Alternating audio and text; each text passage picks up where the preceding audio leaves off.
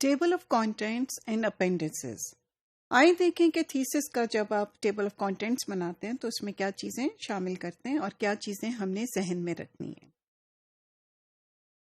اب table of contents is an outline of your thesis. Remember, when your examiner or your supervisor is looking at the table of contents, he or she will actually see the whole outline of your research. So اس کو ٹھیک طریقے سے کرنا بہت ضروری ہے. It is important to include the titles of all chapters. اور اس title کے اندر جو آپ چیپٹرز کے دیں اس کے اندر سب ہیڈنگس آنی چاہیے ان تمام ہیڈنگس کی جو کہ آپ کے مین تھیسس کی باڈی میں موجود ہیں. اور نہ صرف آنی چاہیے, the hierarchy should be very very clear. یعنی بہت کلیئرلی پتہ لگنا چاہیے آپ کے تھیسس کے اس کو ٹیبل آف کانٹینٹس کو دیکھ کر کہ کون سا چیپٹر ہے اور کون سی ہیڈنگ کے نیچے کون سی ہیڈنگ آ رہی ہے.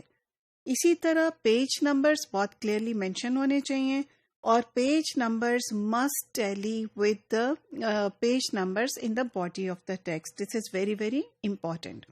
اور اسی لیے ہم ایڈوائز کرتے ہیں کہ آپ جو ہے وہ computer generated table of contents کا استعمال کریں. یہ ہر کمپیوٹر میں ہر ورڈ کے اس میں چاہے آپ میک یوز کر رہے ہیں چاہے آپ ونڈوز یوز کر رہے ہیں ہر جگہ یہ فیسلٹی موجود ہوتی ہے. Now if you look at this sample of table of contents you will see کہ اس میں دیکھیں بہت کلیئرلی hierarchy موجود ہے. ایک اور چیز جو آپ کو بہت کلیئرلی اس میں نظر آ رہی ہوگی وہ یہ ہے کہ ایبسٹریکٹس کے جو نمبرز ہیں آپ نے دیکھا ہوگا وہ ڈفرینٹ ہیں from the number of numbers that numerals that have been assigned to the chapters. So جو ایبسٹریکٹس ہو گئے, ایکنالجمنٹس ہو گئیں, لسٹ آف فگرز ہو گئے, جو اس طرح کی لسٹ وغیرہ ہوتی ہیں جو مین ٹیبل آف کانٹینٹس کے جو آپ کا مین باڈی سے فرق چیزیں ہوتی ہیں اور they are actually additional information only. ان کے پیج نمبرز ہم فرق طریقے سے دیتے ہیں. آپ کے اصل پیج نمبر جو ہے وہ شروع ہوتے ہیں آپ کے انٹروڈکشن کے چیپٹر سے اور اس سے آگے لے کے ہم اس کو چلتے ہیں. Now the question comes what to include in your اپینڈسز.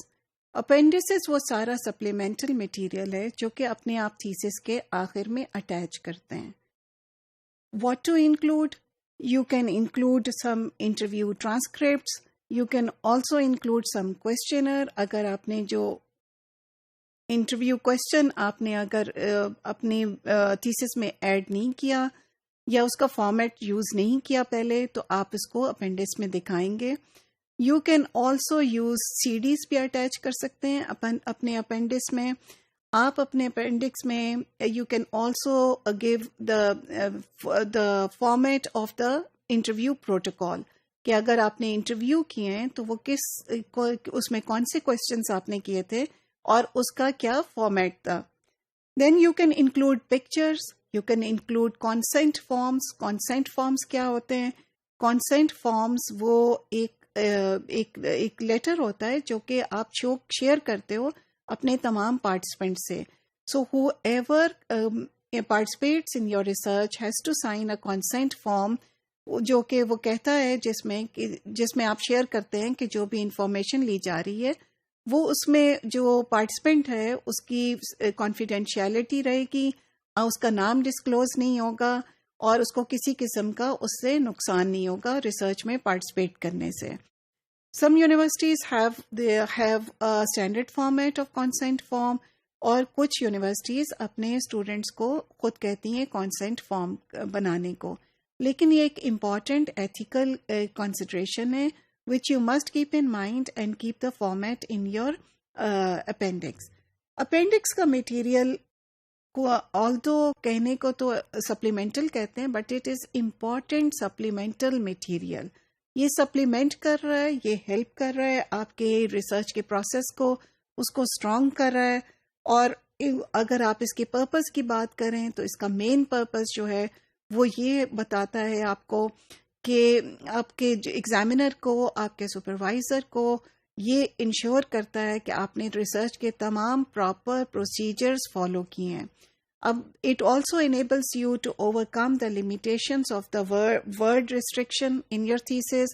اور جو بات آپ وہاں نہیں کہہ سکتے وہ آپ بات جو اپنے ڈاکومنٹس کے تھرو آپ اس کو سپورٹ کرتے ہو.